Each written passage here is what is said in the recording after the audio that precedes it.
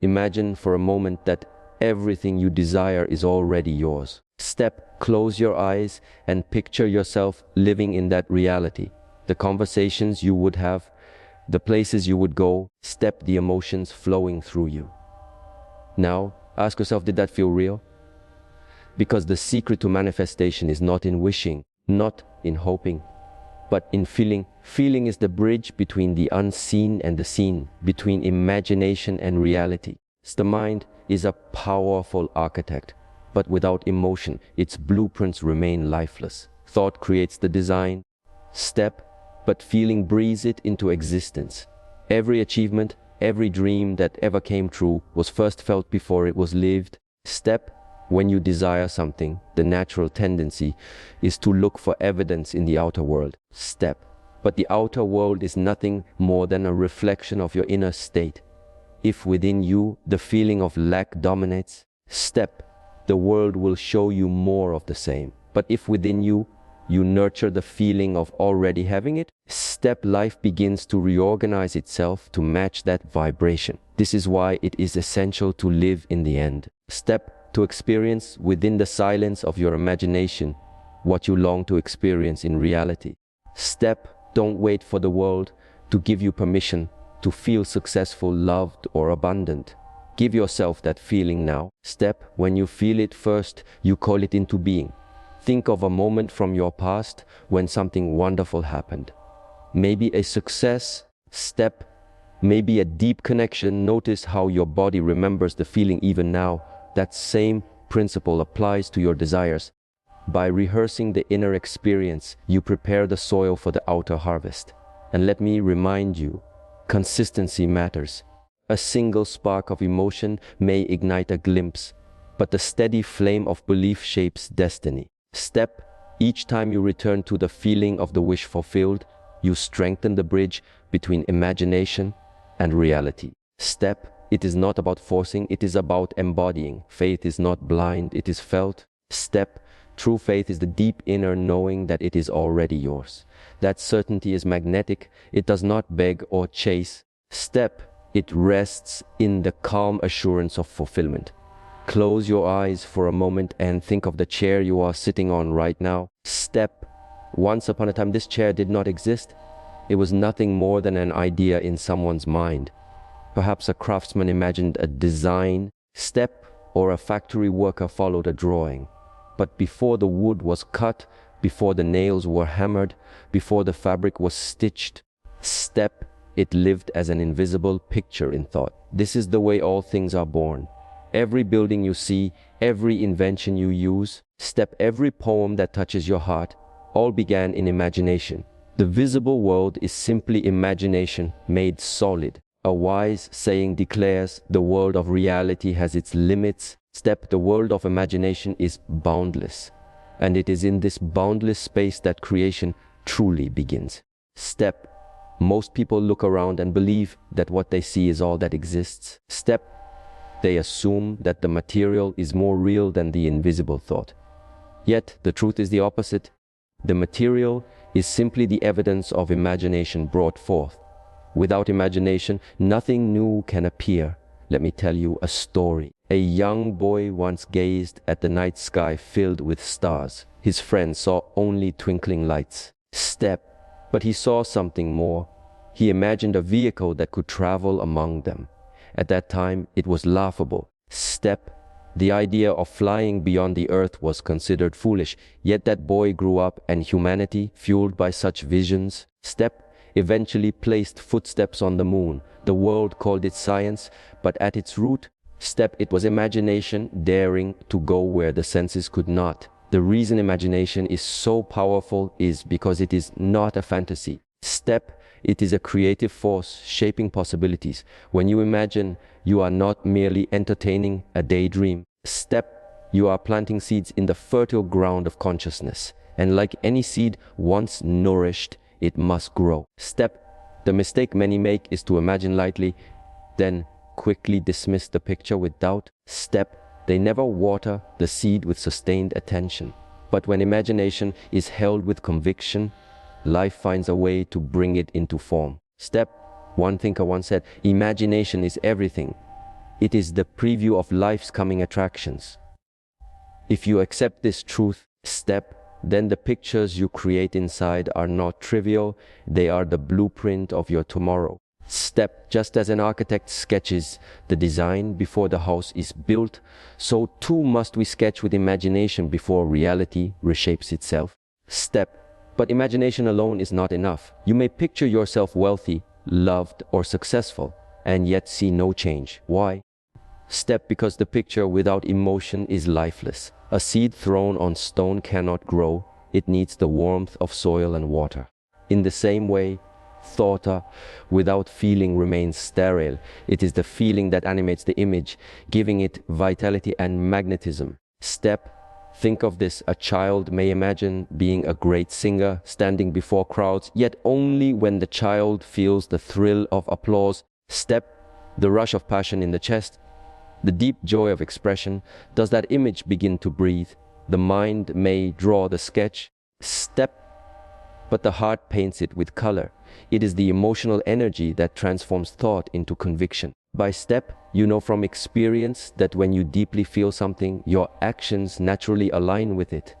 For instance, step, if you truly feel unworthy, even without realizing, your body language, your decisions, your relationships reflect that state. Step, the opposite is also true. When you feel empowered and abundant, your world reflects those feelings. By step, reality bends to match the emotional state you carry. Let me share another small story. A woman once desired a home by the ocean. Step, she thought about it often, but always in a distant way, as though it were a wish beyond her reach. Step, then one evening she decided to shift her approach. Instead of wishing, she imagined sitting in that home. Step, listening to the waves outside her window, feeling the salt air against her skin. She fell asleep night after night in that sensation. Step, not asking how it would come, but simply dwelling in the feeling of it already being hers. Within months, through a series of unexpected events, she found herself living exactly where her imagination had placed her.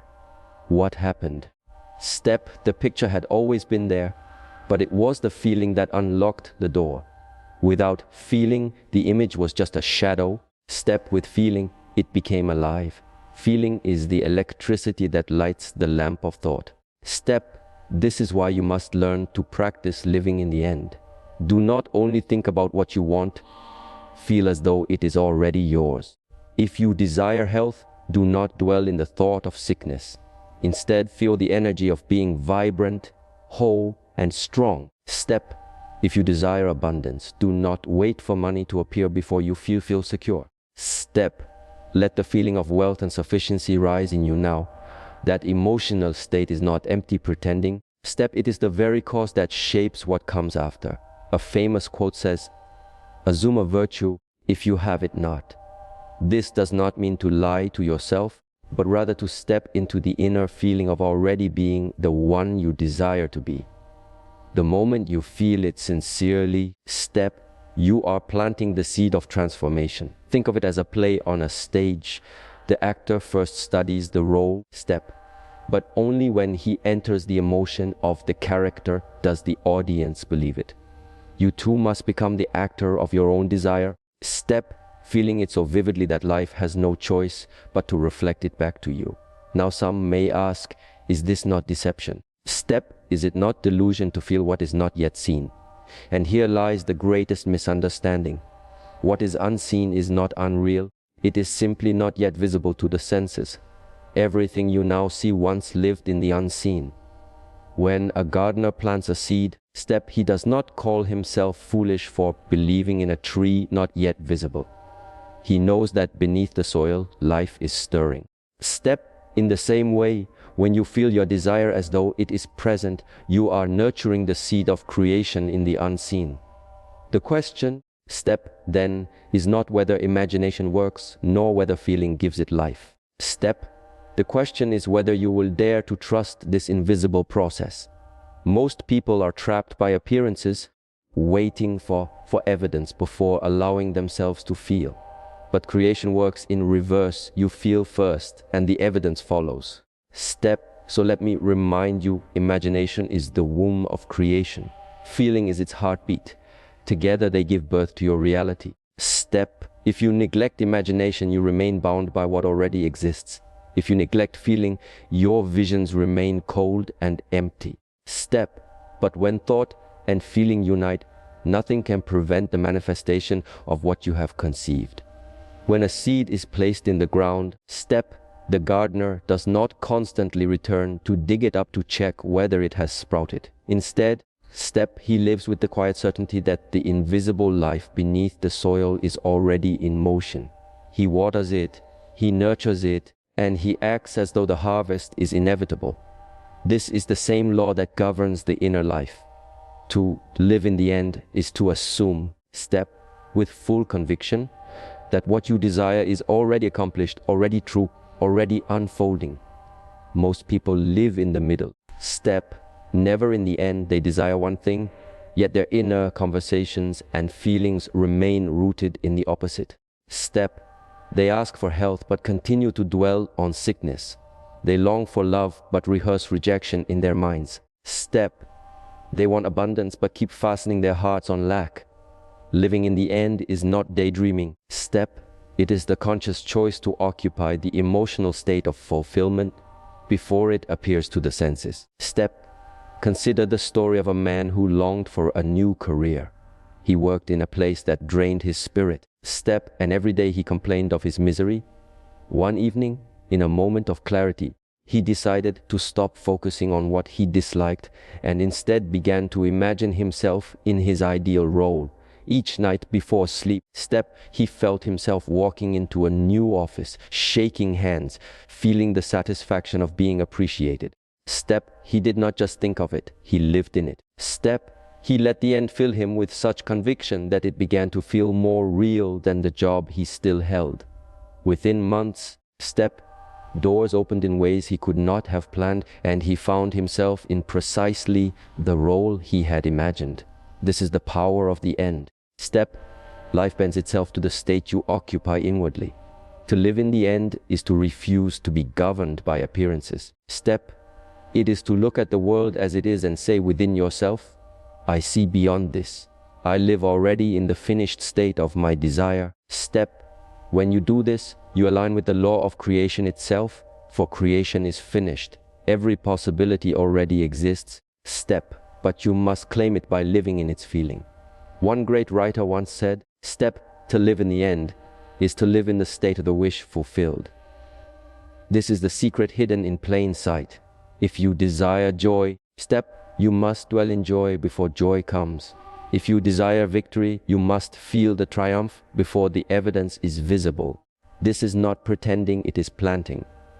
Just as a musician practices the performance before the concert, step, you too must practice your fulfillment inwardly until it feels natural. The outer world is nothing but a mirror. Step, what you hold within is what you see without. Many believe they can change the mirror by wiping its surface. Step, but the reflection only shifts when the face itself changes. In the same way, step, no amount of struggling with circumstances can alter them until you first change the inner state that gives them life. By step, there is a story of a woman who constantly found herself surrounded by criticism. At work, in friendships, even in her family. Step, she felt judged and unappreciated. For years she tried to argue, defend, and demand better treatment, but the more she struggled, step, the harsher the reflection became. Then she discovered the simple truth life was showing her the state she carried within. Step, she had been dwelling in insecurity, expecting criticism, and so it came in abundance. She decided to shift inwardly. Each day, step, she practiced feeling valued, imagining conversations where she was respected and cherished. She nurtured this inner state until it became natural. Slowly, her world changed. The same colleagues who had ignored her began to show kindness. Friends who had grown distant reconnected. The mirror had shifted, step, because she had shifted first. To live in the end and to recognize that the inner world creates the outer world are inseparable truths. Step, the end you occupy within becomes the seed and the outer world becomes the harvest. If you remain in fear, your world will echo it back. If you remain in faith, your world will testify to that faith. Let us take a simple example. Suppose a man desires financial freedom. If he continues to dwell on his empty wallet, counting every coin with worry, even if he imagines abundance, his dominant feeling will betray him. But if he chooses to live in the end, he begins to feel the relief of freedom. The security of having enough, the gratitude of already possessing it. That feeling reshapes his inner conversations, his outlook, his behavior, and eventually his circumstances. The world cannot help but reflect the inner wealth he has chosen to embody. You see, reality is not as rigid as it appears. It is fluid, malleable, and obedient to the inner state. Some call it coincidence. Others call it fate, but it is nothing more than the echo of your own consciousness returning to you. To change the echo, you must change the voice within. One man once told a story of standing in front of a broken down building that he wished to transform into a beautiful place of business. To everyone around him, it looked impossible, rotting wood, broken windows, a hopeless sight. Yet he stood there and declared to himself that he already saw it restored, already saw customers walking in, already felt the satisfaction of success. He lived in that vision so completely that within a few short years, the ruin was transformed into a thriving center. Those who doubted called it luck. He knew it was law. The challenge, of course, is that the senses are loud. They constantly scream for attention, insisting that only what can be seen and touched is real. But to be a creator, you must learn to honor the unseen above the seen. The senses report what is, but the imagination declares what shall be. The senses are echoes, imagination is cause. So I ask you, what conversations do you hold within yourself daily? Do you rehearse lack, failure, and rejection? Or do you rehearse fulfillment, victory, and love? What state do you occupy when no one is watching? For it is that secret place of consciousness that writes the script of tomorrow. A philosopher once said, A's within, so without. These words are more than poetry. They are the mechanics of creation. If you want to know what you truly believe, look at your life. The outer is the reflection of the inner. But do not despair if you dislike what you see. A mirror reflects the present state, not the permanent one. Change the inner picture, persist in the end you desire, and the reflection must eventually follow. Living in the end is not about forcing circumstances. It is about surrendering to the truth that your desire is already accomplished in the unseen. When you walk through life with that conviction, doors open where there were none and paths appear that once seemed invisible. The inner world is the master key and the outer world is its obedient servant. So tonight, when you lie down to rest, do not rehearse your worries. Rehearse your fulfillment. Do not occupy the state of lack. Occupy the state of completion. Imagine conversations that would happen if your dream were already realized. Feel the emotions that belong to that fulfilled state. Live there, dwell there, rest there. And when you rise tomorrow, carry that state with you. For life cannot resist the one who has already claimed the end. Remember always, imagination plants the seed, feeling waters it. And persistence in the end brings the harvest. The outer world has no choice but to reflect the inner world you consistently occupy. And when you understand this, you will no longer chase after change in the outer. You will know the true work is always done within. The secret to growth is not found in a single moment of inspiration, but in the quiet repetition of belief. Consistency is power. You may plant a seed once, but it must be watered again and again until its roots take hold. Too many begin with a spark of faith, yet abandon it when no immediate results appear. They forget that life does not reward the impatient, but those who persist. Imagine a sculptor working on a block of marble. With every strike of the chisel, the stone hardly seems to change. Hours may pass, days may pass, and still the block appears as it was. Yet the sculptor continues knowing that each strike, though unseen in its effect, step is shaping the masterpiece. Finally, with enough persistence, the figure emerges in all its beauty. So it is with the inner life. Step. Every time you return to the state of your wish fulfilled, you strike at the marble of your reality. Step. Though the world may look unchanged for a time, persistence shapes it until the form appears. Step. One man once told of his desire to heal from an illness. At first, he would imagine himself whole, but doubt would quickly creep in. His body still ached, and he felt foolish, but he decided not to surrender to appearances. Each night, without fail, he placed himself in the feeling of perfect health. He would imagine walking with strength, breathing with ease, living joyfully. For weeks nothing shifted, but he continued. Slowly, the symptoms faded, and in time, his health was restored. What changed him was not a single moment of belief, but the daily returning, the steady flame of persistence. Consistency is not a burden, it is a power. A single drop of water may seem weak, but repeated drops carve valleys into stone. In the same way, every act of consistent imagination and feeling engraves itself into reality. Do not measure results by immediate appearances. A farmer does not expect the field to yield the day after planting. He understands there is a season for sowing, a season for growth, and a season for harvest. Your work is not to control the timing, but to remain faithful in persistence. There is a saying, energy and persistence conquer all things. When you waver, the energy disperses and the seed struggles to grow.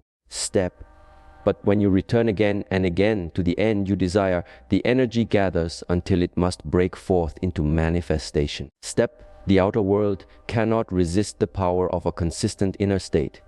Yet persistence without faith is like rowing without wind. The oars may move the boat, but the journey is heavy and slow.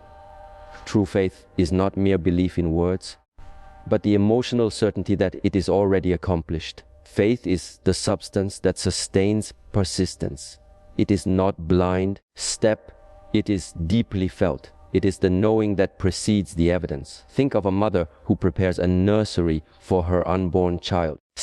She does not see the child yet, but her faith is certain. She buys clothes, paints walls, sings lullabies to the life she cannot hold. That is faith. An emotional certainty so strong that it shapes her actions long before the child arrives. In the same way, when you hold your desire with faith, you act in harmony with it, you feel in harmony with it, and the world cannot help but bring it forth. A young man once dreamed of becoming a writer. For years, he carried notebooks filled with stories, but he never believed they would be read. He saw himself as ordinary. And so his words remained hidden. One evening he decided to change. He began to feel as though he were already the writer he longed to be.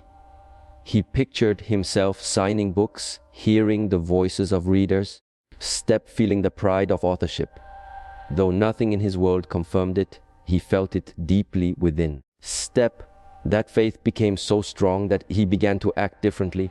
He submitted his work, he spoke with confidence, and soon enough, opportunities opened. His books reached the hands of readers around the world. His success was born not in the outer world first, but in the inner conviction that it was already done. Faith is not a fragile hope that trembles with every delay. Faith rests, certain that what is unseen is more real than what is seen. It does not beg, it does not plead, it knows. When you feel the certainty of your desire as though it has already been fulfilled, you become unmoved by appearances. The storm may rage, the evidence may seem absent, but the inner knowing stands calm like a lighthouse on the shore. Do not confuse faith with effort. Effort struggles, faith rests. Effort strains to make things happen, faith lives in the assurance that it is already so. Effort chases, faith attracts. The one who truly believes does not wear himself out with anxiety. He walks with quiet confidence, and life bends to meet him. One woman shared how she longed for companionship after many years of loneliness.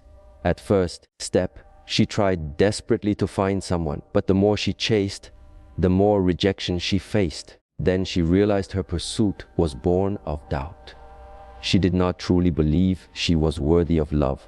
She decided to change her state. Step. Every night she fell asleep feeling the warmth of companionship, imagining conversations, laughter, the comfort of shared presence. Step. She did not know who or how, but she felt the certainty that love was already hers.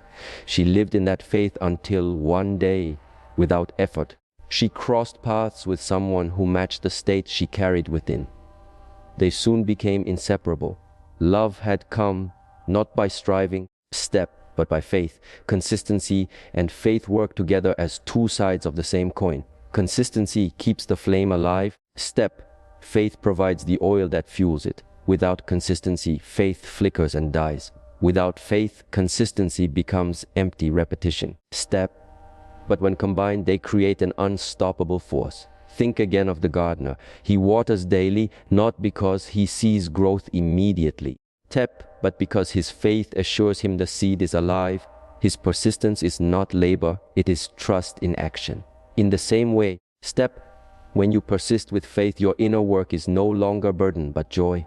You know that every act of imagining, every moment of dwelling in the end, is shaping your unseen reality, soon to become visible. So the question becomes, step, can you remain faithful to your end when the world tempts you to doubt? Step, can you persist in feeling your wish fulfilled when appearances scream otherwise? For it is here that the true power lies. Step, to the one who persists with faith, the world eventually yields. A wise phrase says, faith is the assurance of things hoped for. Step, the conviction of things not seen. This assurance is not weak,